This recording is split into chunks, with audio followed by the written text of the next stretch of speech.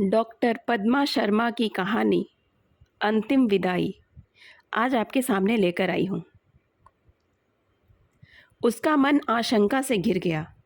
जैसे ही गली में कदम रखा, उसे चाची के घर के सामने भीड़ दिखाई दी। वह चिंता में पड़ गई कि इतनी भीड़ किस लिए। हठात उसने सोचा, कहीं सोनू। फिर अपने आप ही बड़बड़ा उठी, नहीं नहीं, कल रात एक्सीडेंट की खबर मिली और आज सुबह वह ट्रेन में बैठकर यहाँ आ गई। उसने अपनी याददाश्त पर जोर डाला तो याद आया कि चाचा जी ने फ़ोन पर यही कहा था, चोट मामूली है, सोनू के जीवन को कोई खतरा नहीं है। फिर उसने घर पर भी फ़ोन लगाकर बात की थी तो पापा ने भी यही कहा था, चिंता की कोई बात नहीं है, लेकिन तुम आकर देख जाओ तो अच्छा रहेगा। उसे ग्वालियर रेफ़र कर दिया गया है। यह तो वह अंदाज़ा लगा रही थी कि ग्वालियर भेजने का मतलब है चोट ज़्यादा ही होगी। गली में प्रवेश कर घर की ओर चलते चलते उसने अपने मन को समझाया कि एक्सीडेंट की खबर सुन आस पड़ोस के लोग इकट्ठे हो गए होंगे और आजकल हो रहे एक्सीडेंट्स पर चर्चा हो रही होगी। उधेड़ बुन में वह घर के निकट आ गई। चाचा के घर की दीवार से ही कामना के घर की दीवार लगी हुई थी। वह पहले अपने घर में जाकर सारी जानकारी लेना चाहती थी, लेकिन जाने क्या हुआ कि किसी भीतरी प्रेरणा से अनायास उसके पैर चाचा जी के घर के चबूतरे की ओर ही मुड़ गए। बाहर कई पुरुष इकट्ठे थे। उसे तेज झटका लगा। अंदर हिचकियों में डूबा गमज़दा माहौल था। बैठक का कमरा महिलाओं से भरा हुआ था। सबके चेहरे दुखी और उतरे हुए। प्रायः सभी की आंखों से आंसू बह रहे थे। बिलख रही चाची के रुदन के स्वर कानों में पड़े तो उसने उन्हें ताका। वे कामना को देखकर दहाड़ मारकर रोने लगीं और उठकर कामना की ओर लपकी। चाची की हालत खराब थी। सदा सिर पर पड़ा रहने वाला पल्ला एक ओर गिरा पड़ा था। कामना अब भी माजरा पूरी तरह समझ नहीं पा रही थी, लेकिन उसका मन अनिष्ट की आशंका से भर उठा। उसने मुश्किल से चाची को संभाला और ज़मीन पर बैठ गई। पड़ोस की अम्मा जी ने रुदन भरे स्वर में बताया, उसकी सांस तो सुबह 4 बजे ही उखड़ गई थी। उसका पोस्टमार्टम होना था, इसलिए घर पर भनक तक नहीं लगने दी। अभी थोड़ी देर पहले ही खबर आई है, उसको लेकर आ रहे हैं, तैयारी कर लो। अम्मा जी का अंतिम शब्द, तैयारी कर लो, कामना को अंदर तक सिहरा गया। थोड़ी देर तक तो वह अपने आप को संभाले रही, पर खुद को रोक नहीं पाई और बेसाख्ता फूट फूट कर रोने लगी। कुछ देर बाद कामना की निगाहें रश्मि को खोजने लगीं। वह सोच रही थी कि उस पर क्या बीत रही होगी। 15 दिन ही तो हुए थे दोनों के विवाह को। हाथ की मेहंदी भी नहीं छूटी होगी अभी। उसने देखा चाची की दोनों बड़ी बहुएं महिलाओं के बीच बैठी हैं। फिर नज़र आया नीचा सिर किए रश्मि भी उन्हीं के पास बुत सी बनी बैठी है। इच्छा हुई कि उसके पास पहुंच जाऊं, लेकिन पसोपेश में पड़ गई कि किन शब्दों से दिलासा देगी वह रश्मि को। उसे समझ नहीं आया, इसलिए रश्मि से बात करने का ख्याल उसने भीतर ही दबा लिया। वह भी गमज़दा चेहरा लिए पहले से बैठी नाते गोते की औरतों के बीच बैठ गई। थोड़े समय बाद ही सोनू का निर्जीव शरीर लेकर दोनों भाई आंगन में आ गए।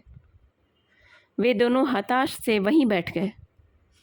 बड़ा भाई डकरा कर कहने लगा, हमने तो डॉक्टर से कहा था हमारा सब धन जायदाद ले लो, पर हमारा सोनू वापस कर दो। हमारा तो भाई चला गया। दूसरा बोला, जिंदगी में कुछ नहीं रह जाता, कोई अपने साथ धन संपत्ति कुछ नहीं ले जाता, सब यहीं धरा रह गया। सोनू के मुंह पर पड़े कपड़े को हटा दिया गया था।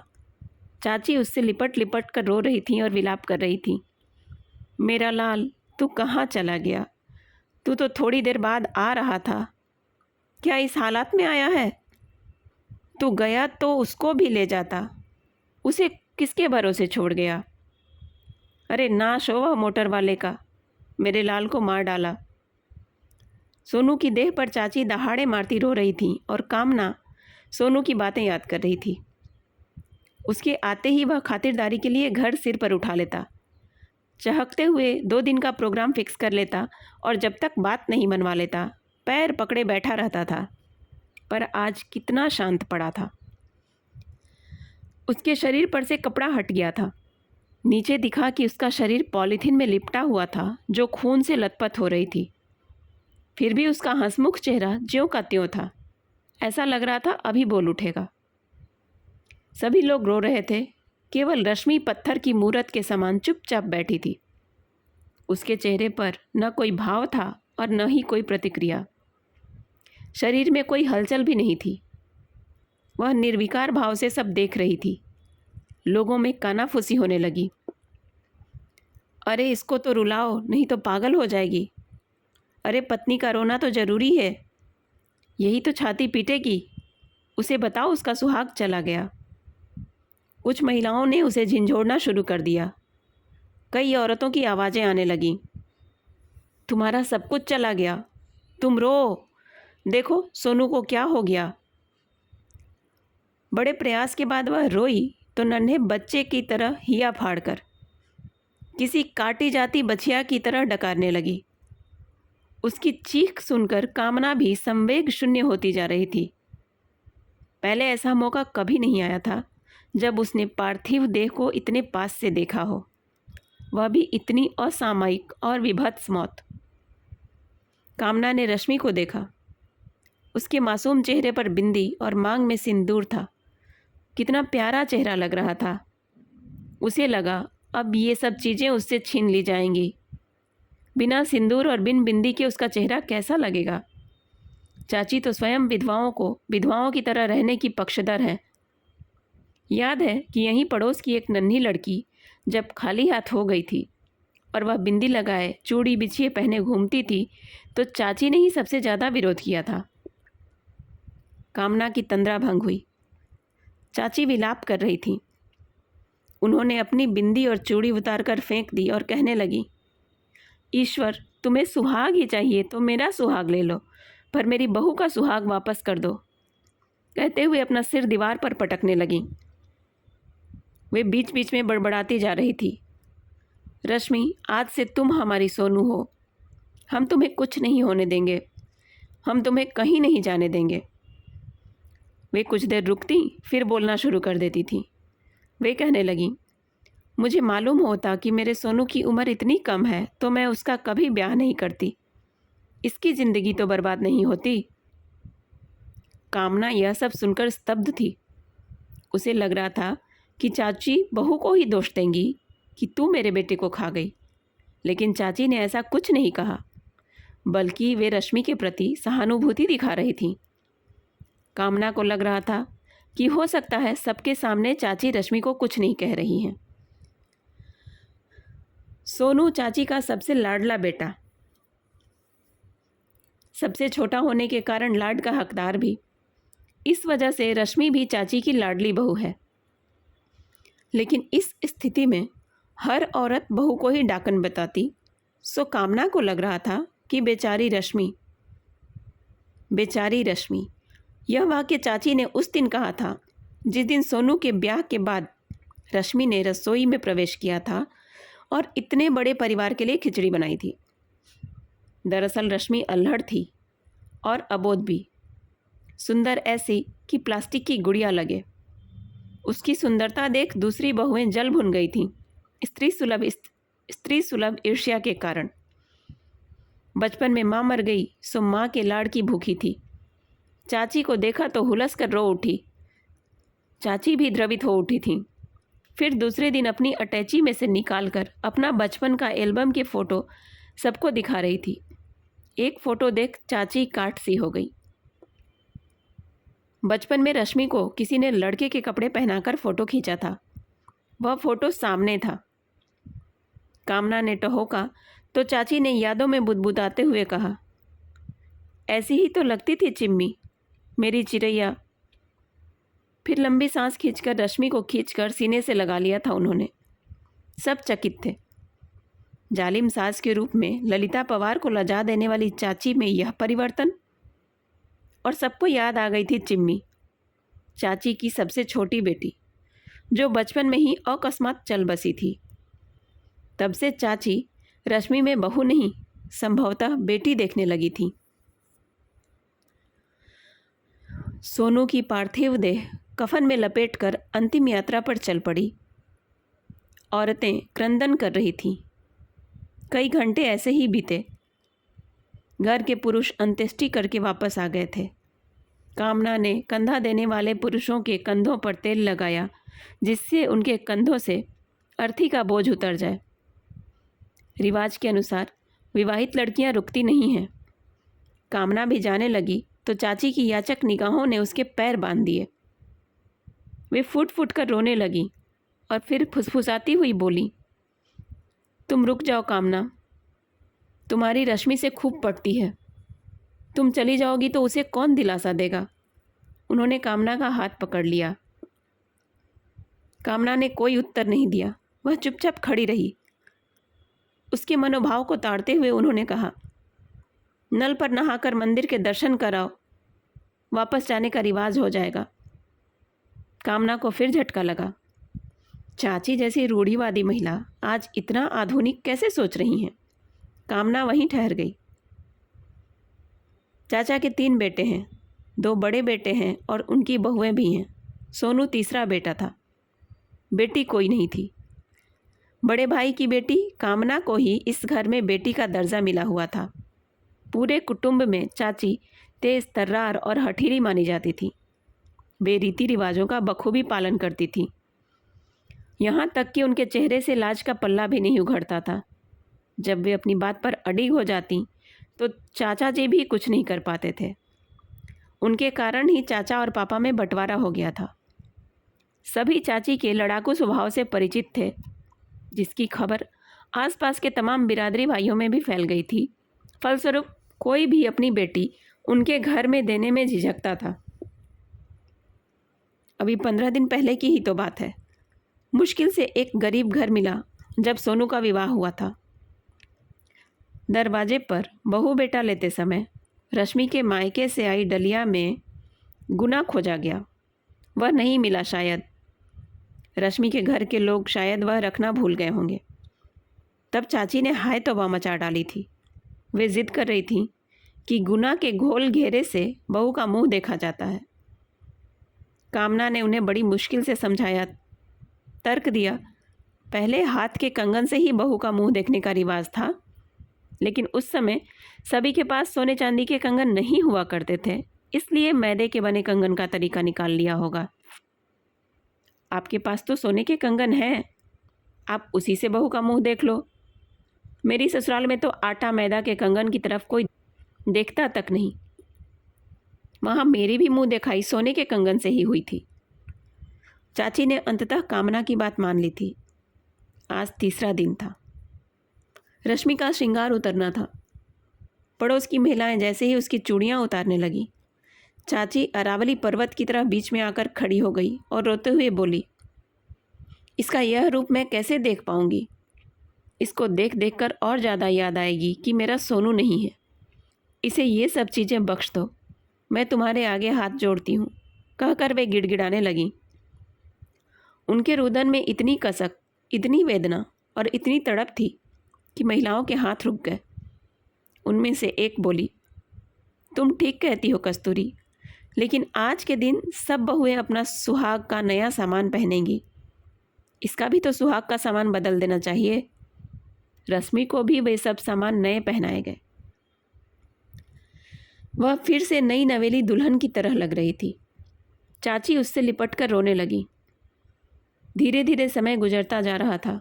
कामना बीच में छमासी के लिए चाची के यहाँ आई तो पता चला कि चाची ने रश्मि के दहेज का सारा सामान एक कमरे में बंद करके रख दिया है। सब काम निबटने के बाद चाची कामना को एकांत में ले गई और धीरे से बोली, कम्मो, अब तो तू एक अच्छा सा लड़का देखते। उसने सुख कहाँ ही भोगा है। हम अपने आगे रश्मि का ब्याह कर दें तो हमें शांति मिल जाएगी। देख, इसका सारा सामान कमरे में बंद कर दिया है, जिससे इसका सामान कोई न बपरे। ये यहाँ रहती है तो दोनों बहुएं इससे बहुत काम कराती हैं, इसलिए मैं इसे कभी कभी मायके पहुँचा देती हूँ। कहते कहते उनकी आवाज़ भर आ गई। थोड़ा रुककर वे फिर बोली, मुझे मालूम होता है कि मेरा सोनू एक जन्म भी इसका साथ नहीं दे पाएगा, तो मैं इसके ब्याह कर नहीं लाती, कहकर वे बिलखने लगी। कामना उन्हें दिलासा देते हुए सोच रही थी कि चाची का यह विचार तो बहुत अच्छा है। वे पुनः बोल उठी, देख, उसके माँ बाप तो गरीब हैं, यही ब्याह उनने बड़ी मुश्किल से किया था। तुम रुपए पैसे की चिंता मत करना, हम करेंगे शादी, हम करेंगे कन्यादान। कामना को चाची के चेहरे पर अडिग निश्चय का भाव दिखाई दिया। यह सब सुनकर वह निश्चिंत हो गई कि चाची रश्मि का ख्याल रखेगी और उसे कोई तकलीफ नहीं होने देंगी। समय निकलते देर नहीं लगी। रश्मि का भी ग्रेजुएशन पूरा हो चुका था। चाची ने हट करके उसे परीक्षा दिलवाई थी। जब रश्मि ने ही फ़ोन पर बताया कि चाची रात को जाग जाग कर उसे चाय पिलाती थी और परीक्षा के लिए प्रोत्साहित करती थी, तो कामना भी चाची के बदलते मातृ हृदय पर खुश हो गई।